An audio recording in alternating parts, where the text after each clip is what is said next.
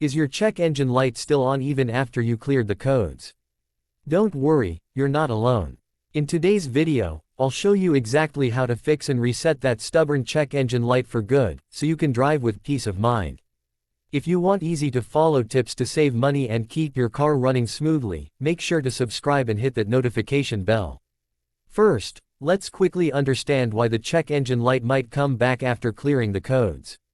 Common reasons include a persistent underlying issue that wasn't fully fixed, loose or faulty gas cap, sensor malfunctions, like oxygen or mass airflow sensors, pending or intermittent error codes that need attention.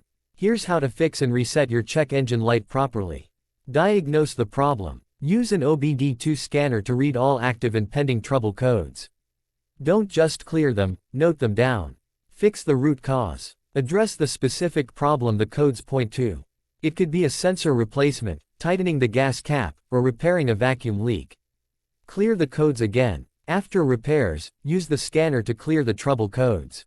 Perform a drive cycle. Drive your car under various conditions for about 20 to 30 minutes.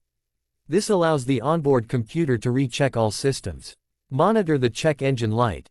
If the light stays off, you're good. If it comes back, it means there's still an unresolved issue that needs further inspection.